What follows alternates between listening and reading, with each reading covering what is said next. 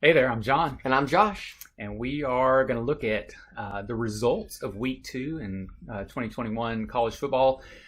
Starting off with UTEP at Boise State. We were expecting Boise State to win this. We were, No big yeah. surprise there.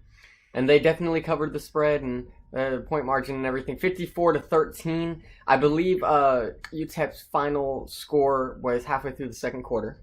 And then that's all they had that game. 6 turnovers. All in all, just a beatdown, which is exactly what I, as a Boise fan, wanted to see before Oklahoma State comes to our home next week. But all in all, a great game by Boise. Yeah. Offense did well. It The did. first quarter looked a little iffy. I was a little concerned, but they turned things around very quickly. They did. They did. And I thought Hank did. He did a good job. He did. He managed He the really game did. well.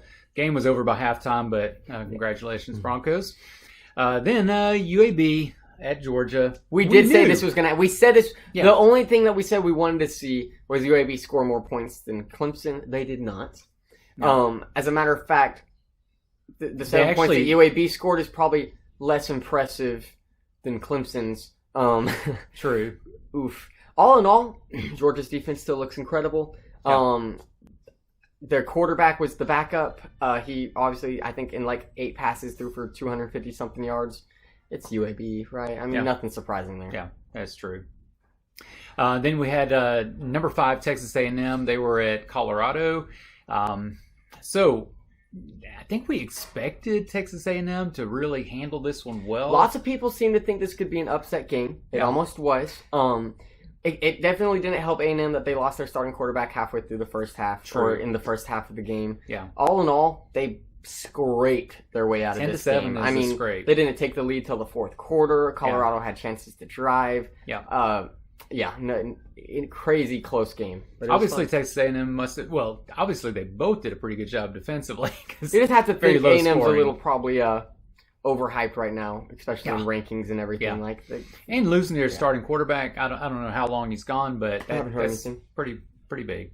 Yeah. Then we, last time we talked about the Iowa State game and what we were expecting it to see. Turned out how we thought it would. It did turn out. It really did. Yeah. Yep. We expected Iowa to win this one, even though it was number 10 against number 9. And they did. And they did decently handily, 27-17.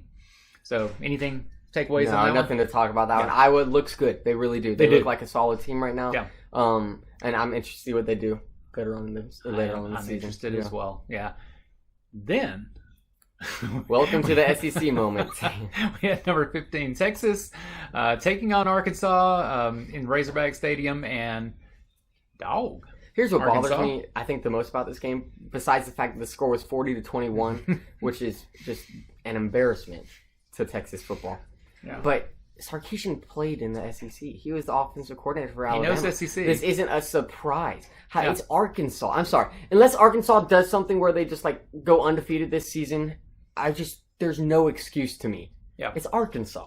Yeah, hey, they're really good in basketball. This is a middle of the row college football team.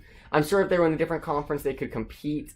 True. But like they should not be beating Texas in any means. Yeah. So Yeah. Texas is not back. they're not back. Then, interesting game to me. Interesting game. Toledo was at Notre Dame.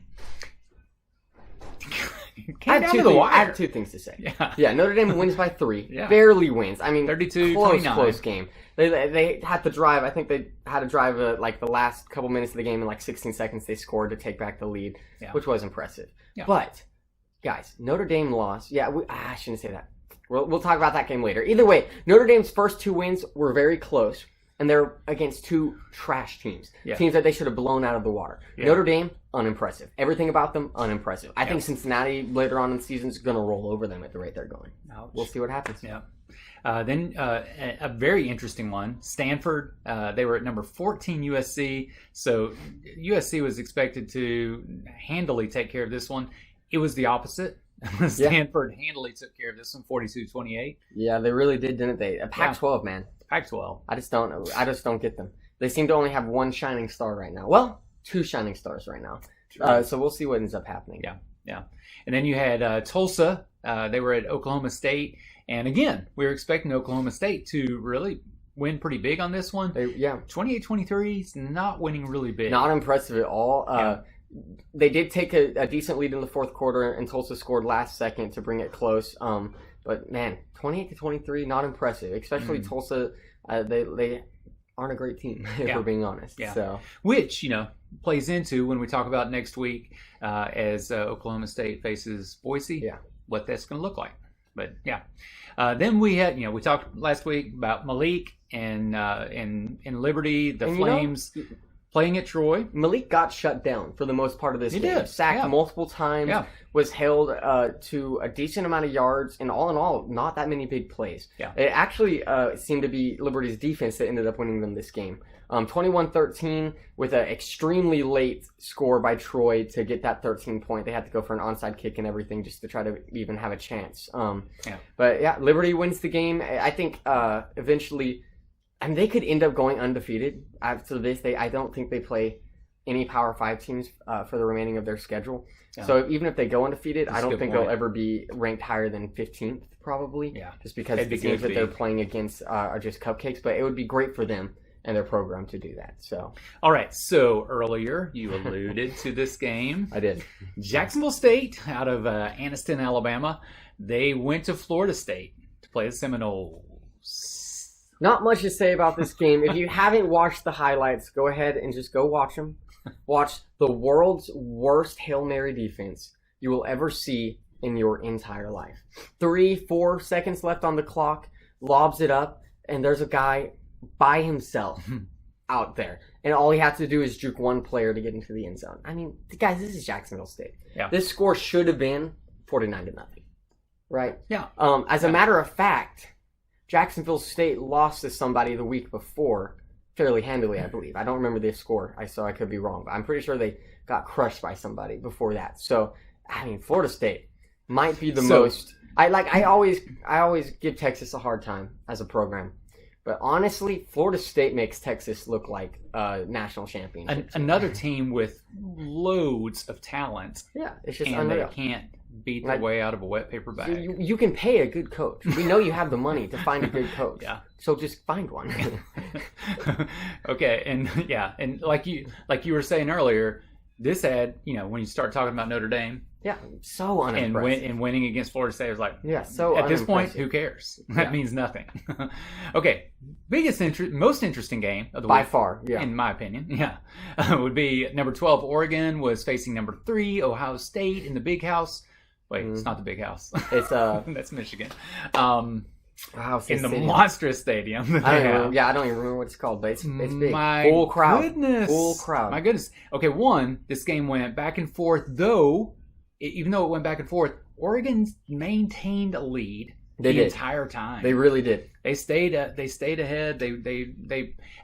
Stroud for Ohio State. He had monstrous stats: 484 passing yards and 3 touchdowns.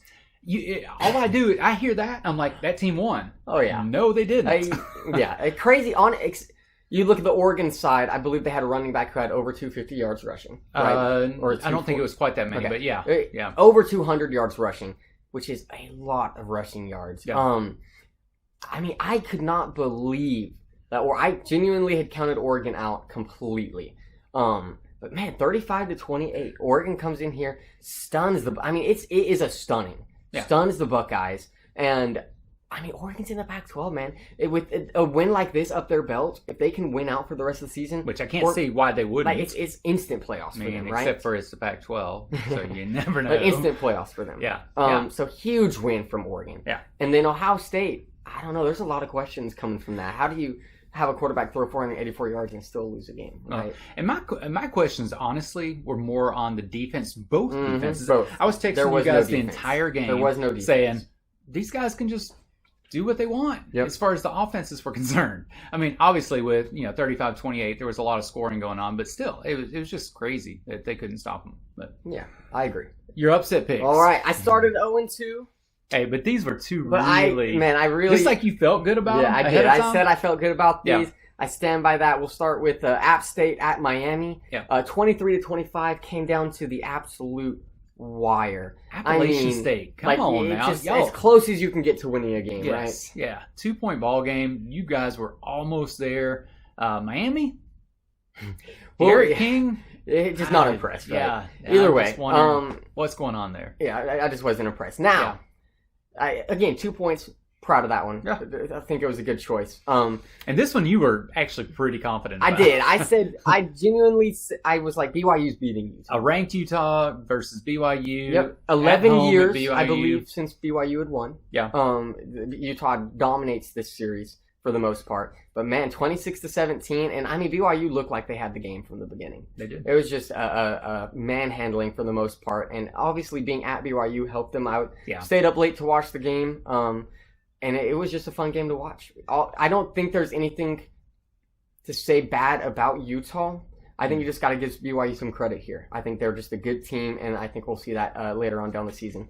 So, good for them. That was week 2 in the books. Join us when we give you predictions for week 3. Go Broncos.